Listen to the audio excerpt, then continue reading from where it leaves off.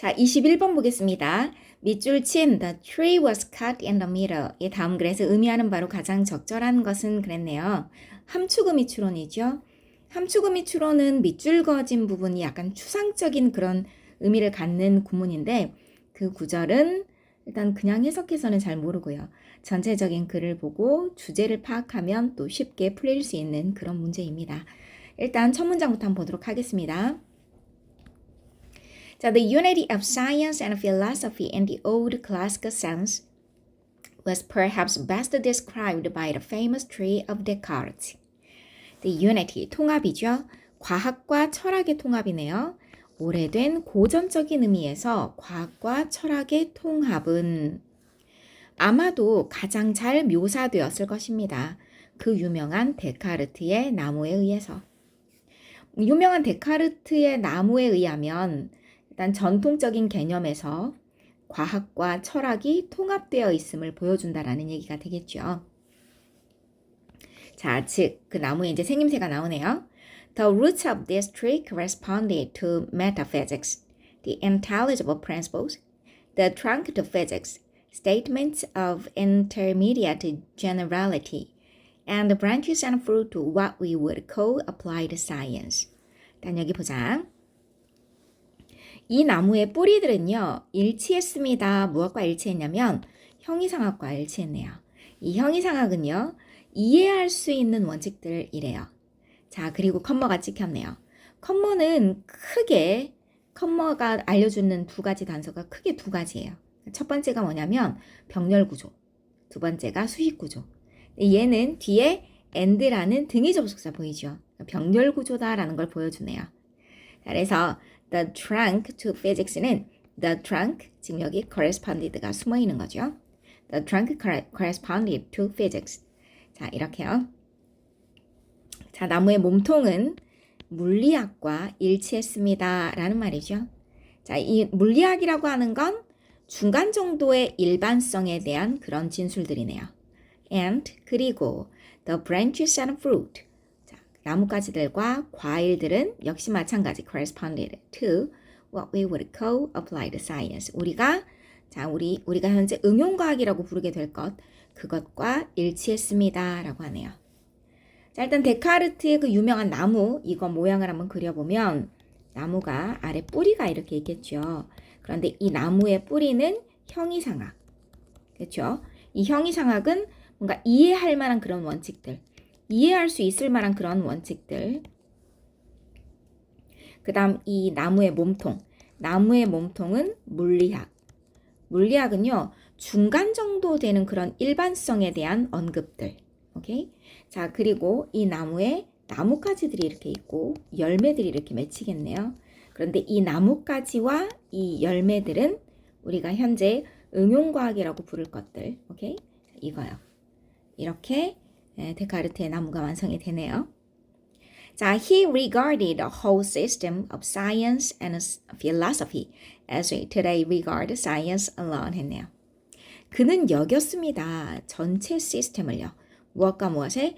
과학과 철학의 전체 시스템을 여겼대요. 전체 시스템을 생각한 거죠. 마치 우리가 오늘날 과학을 단독으로 여기는 것과 마찬가지로, 그렇죠?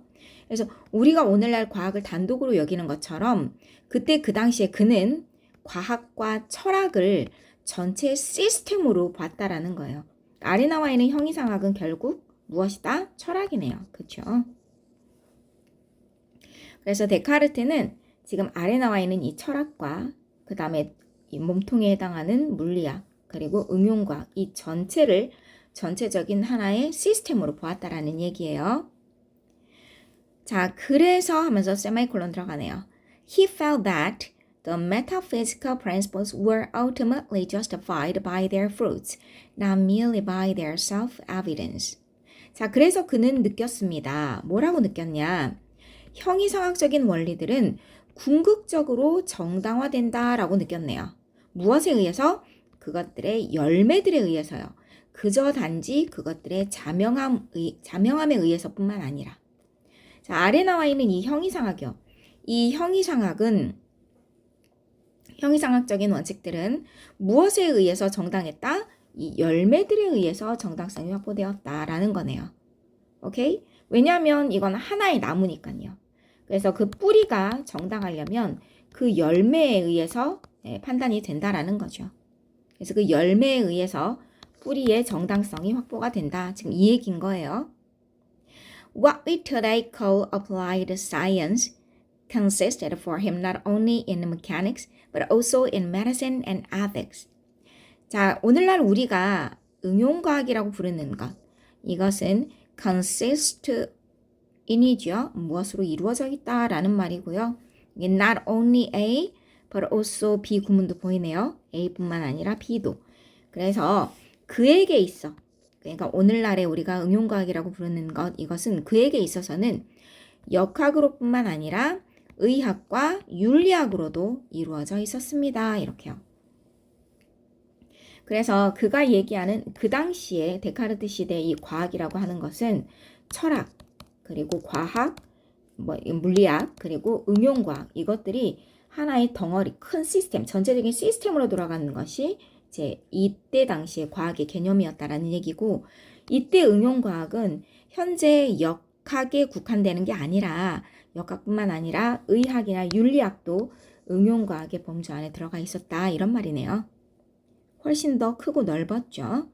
자, the difficulty was that from the general principles of Cartesian or Aristotelian science philosophy, no results could be derived which were precisely in agreement with observation, but these principles seemed to be intelligible and plausible. 자, 그 어려움은 바로 네티아였습니다. 자, 이렇게 총체적으로 과학을 더덕더덕 하나의 큰 시스템으로 붙여놨을 때 어려움이 있었단 말이죠. 그 어려움은 뭐였냐?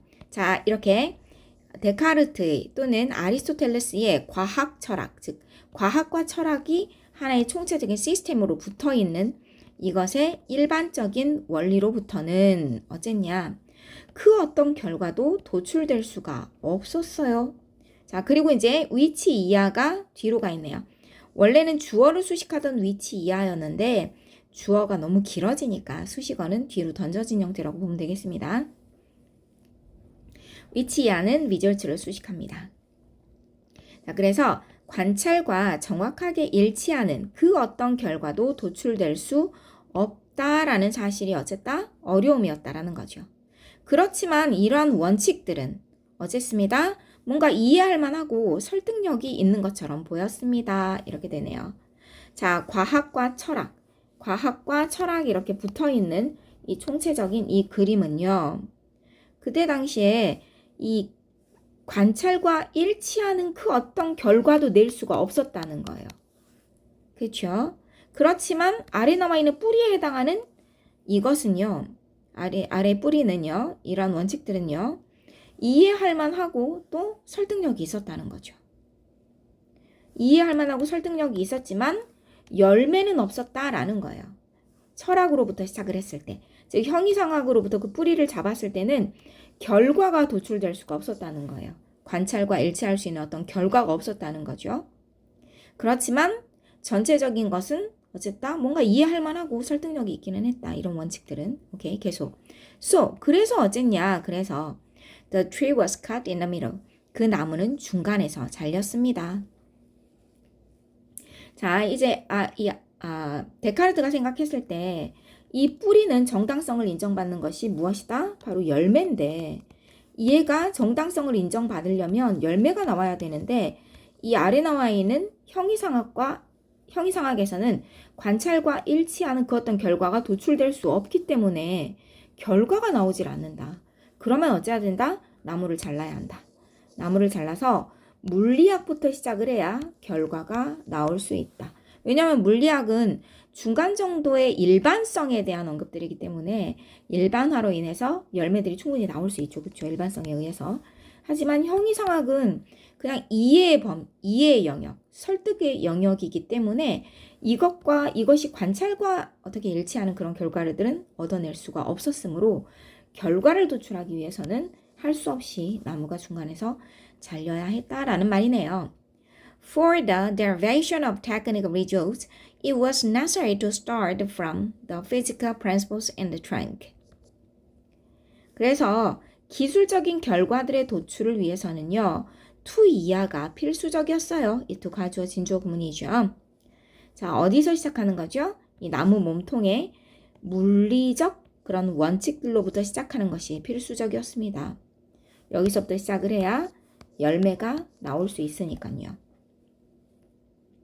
Science in the new sense was to think only of how the fruits would develop from the trunk without regard to the roots 했네요. 그래서 새로운 의미에서의 과학은 뿌리와는 상관없이 자, 이 몸통으로부터 과일들이 만들어지는 방법 이것에 대해서만 생각하는 것이었습니다. 그렇죠. 그래서 데카르트 시대에 데카르트에 의해서 새로운 의미에서의 과학은 아래 나와 있는 추상적인 개념, 다시 말해 철학, 그리고 형이상학 이 부분은 잘라내고 몸통에 해당하는 물리학부터 과학의 새로운 개념으로 집어넣었을 때 어쩌더라? 응용과학이라는 열매들이 주렁주렁 맺히더라.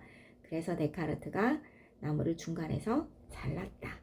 그로부터 새로운 의미의 과학이 시작되었다. 이런 얘기를 하는 것 같죠. 그렇다면 나무가 중간에서 잘렸다라는 말은 무슨 말이냐? 자, 결국 1번인데요. 과학이 그 자신을 분리시켰죠. 무엇으로부터? 철학적인 기반으로부터 그 자신을 분리시킨 거죠. 그리고는 어떻게 했다? 자, 물리학의 원칙에 기반을 두어서 그 결과물을 도출하는 것으로 어쨌다? 예, 전환했다라는 말이네요. 그래서 답은 1번이 되겠습니다.